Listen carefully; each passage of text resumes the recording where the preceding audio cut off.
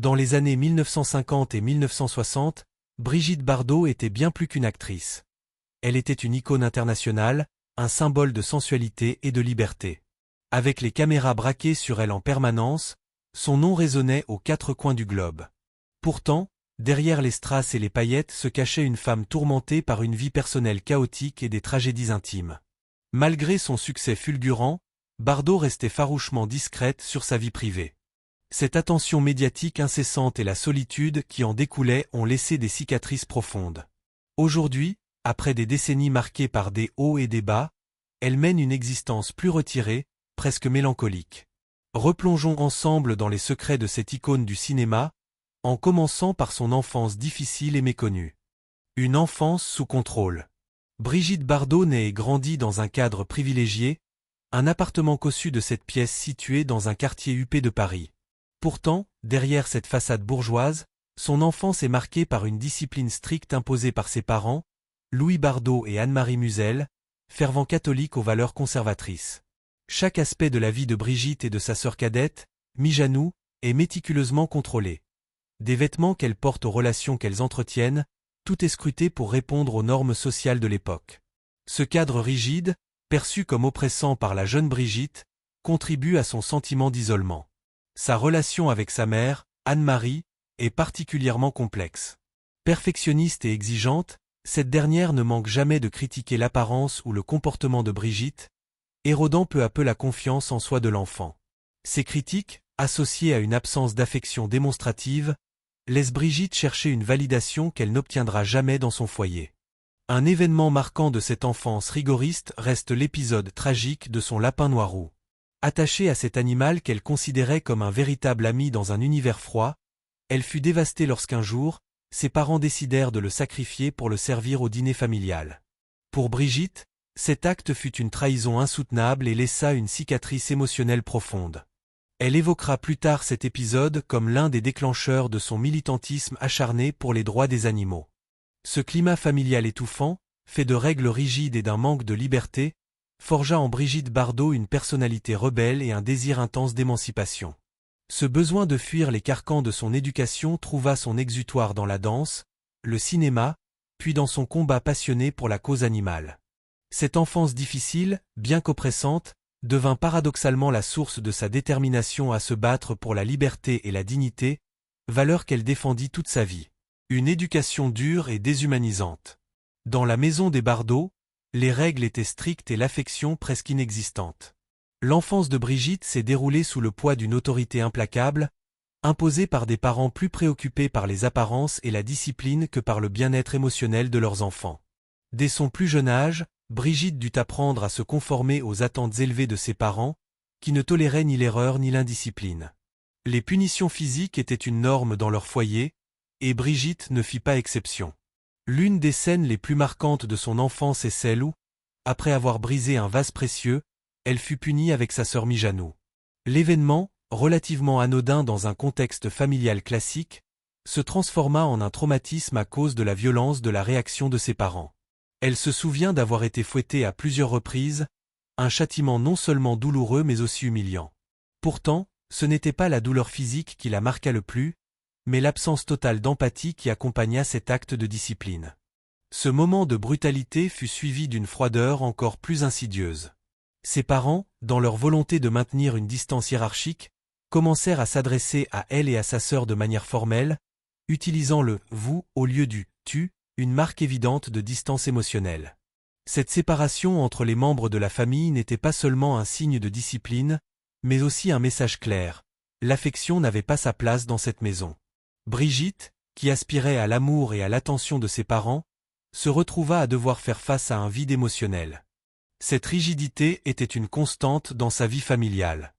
Ses parents, malgré leur position sociale, ne savaient pas offrir le soutien affectif dont elle avait besoin. Leur relation à elle semblait souvent être dictée par l'obligation de réussir socialement et d'être irréprochable, au détriment de tout ce qui pouvait ressembler à de l'empathie ou à de la compréhension. Le résultat fut un environnement froid, où l'excellence était attendue, mais où l'individu n'avait aucune place pour se libérer de la pression. Brigitte, en grandissant dans ce climat, chercha à se soustraire à cette discipline écrasante. Son refuge devint l'école, et plus spécifiquement la danse. À 13 ans, elle fut inscrite au Conservatoire de Paris, une institution prestigieuse où les exigences étaient tout aussi strictes, mais qui, paradoxalement, lui offrait une échappatoire. Là, au moins, elle pouvait s'exprimer à travers le mouvement, même si cela ne comblait pas totalement le vide affectif laissé par sa famille. La danse devint une forme de libération, mais aussi un moyen de se conformer à une norme de perfection, une norme qu'elle avait apprise à maîtriser au prix de sa propre identité. Cependant, la rigueur de l'entraînement, loin de lui offrir une échappatoire totale, se transforma rapidement en un fardeau supplémentaire. Les exigences des professeurs, souvent impitoyables, lui rappelaient sans cesse que, peu importe les efforts déployés, elle n'était jamais vraiment assez. La critique constante, parfois dévastatrice, de ses performances exacerbait ses insécurités, déjà profondément ancrées par des années d'éducation froide et exigeante. Dans ce contexte, même ses succès à l'école de danse ne pouvaient apaiser le sentiment de rejet et de solitude qui la hantait. Chaque pas effectué dans le cadre des chorégraphies était un mouvement vers la reconnaissance, mais aussi une confirmation de sa perception d'elle-même comme étant toujours insuffisante. Pourtant, dans le tumulte de ses propres contradictions, la danse lui apportait une forme d'équilibre fragile, une sorte de soulagement temporaire qui lui permettait de respirer dans un monde qui, en dehors de l'art, lui semblait souvent accablant. Ainsi, bien qu'elle ait trouvé un espace pour s'épanouir dans la danse, ce n'était pas la voie qui allait pleinement guérir ses blessures émotionnelles. Elle demeura une jeune fille tiraillée entre le désir d'être aimée et acceptée par ses parents et le besoin de fuir un monde qui ne lui offrait que des attentes sans fin. Cette double vie, entre l'élève assidu et la jeune fille en quête d'une affection qu'elle ne recevait pas, façonna son caractère et influencerait le reste de sa carrière. Brigitte Bardot, une icône cinématographique et culturelle. Un talent incontestable à l'écran. Dans Le Mépris, 1963, réalisé par Jean-Luc Godard, Brigitte Bardot livra une performance saluée par la critique. Son interprétation nuancée et empreinte de profondeur émotionnelle fit du film une réflexion captivante sur l'art et le commerce dans le cinéma. Ce rôle marqua un sommet dans sa carrière, affirmant son statut de véritable actrice et pas seulement d'icône de beauté. Sa polyvalence brilla également dans Viva Maria, 1965, où elle partageait l'affiche avec Jeanne Moreau. Ce film d'aventure comique réalisé par Louis Malle fut un succès au box-office et révéla le sens du timing comique de Bardot, capable de rivaliser avec d'autres grands talents sur un pied d'égalité. Une influence qui dépasse le cinéma. Au-delà de ses performances à l'écran, Brigitte Bardot était également chanteuse.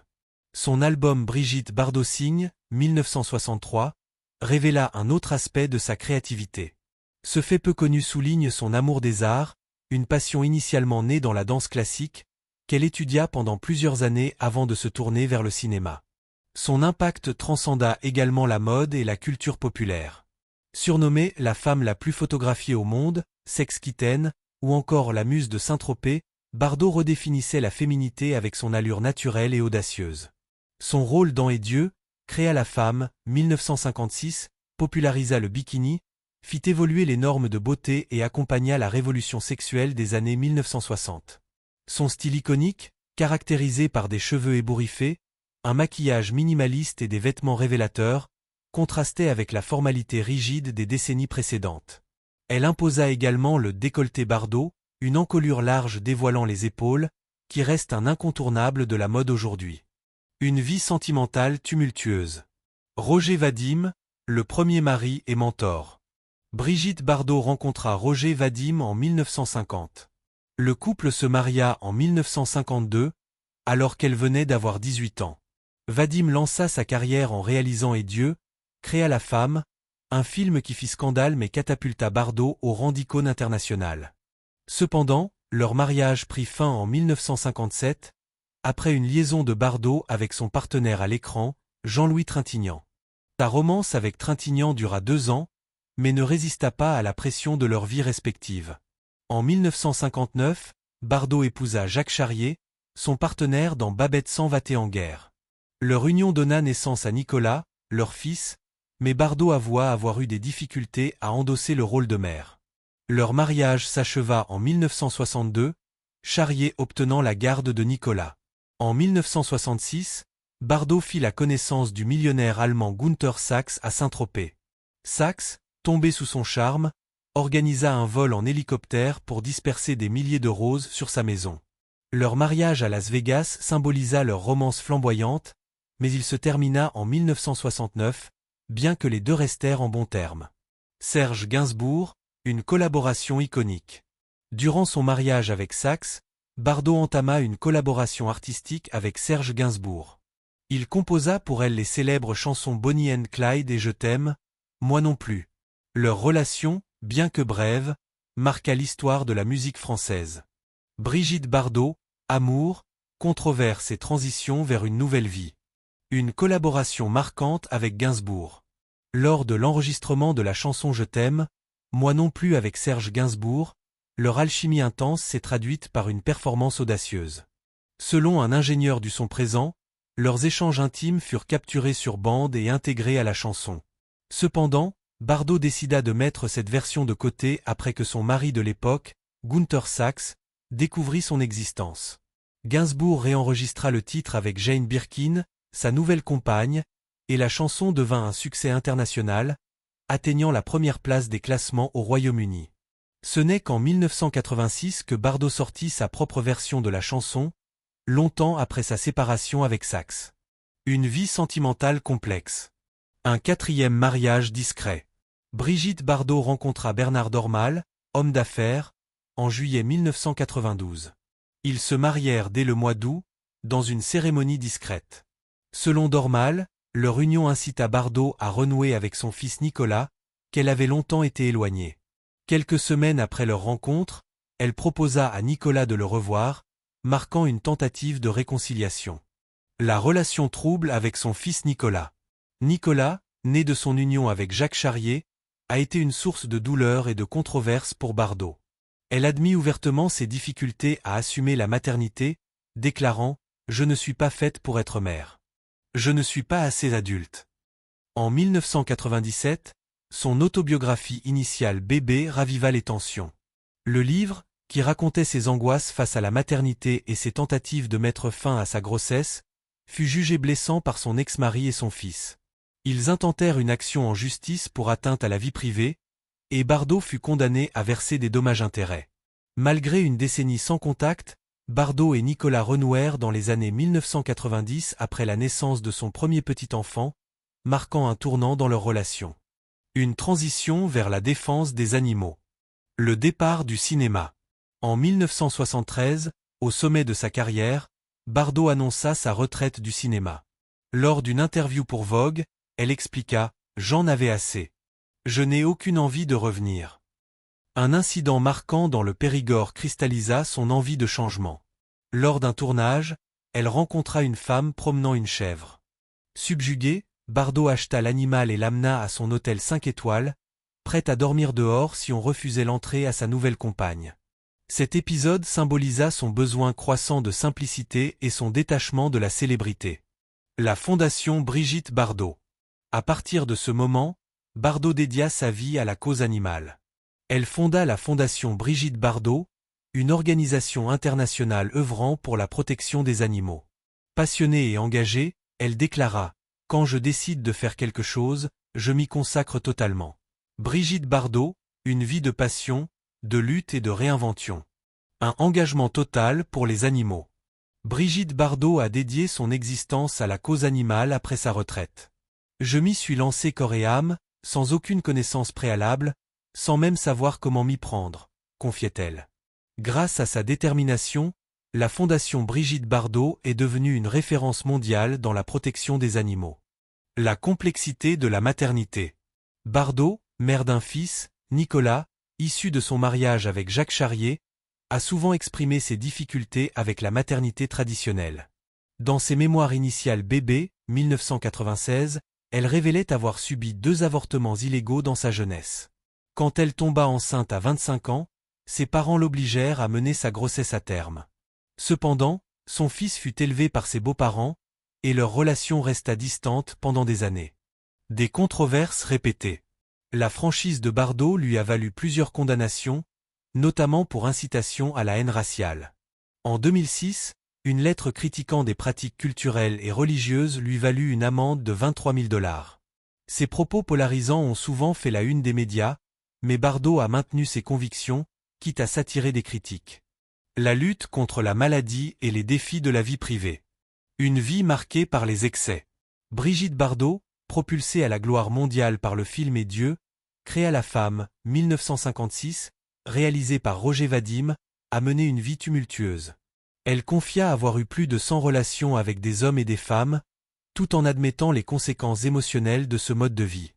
Ma vie a été une succession de brefs moments de joie et de terribles épreuves, écrivait-elle.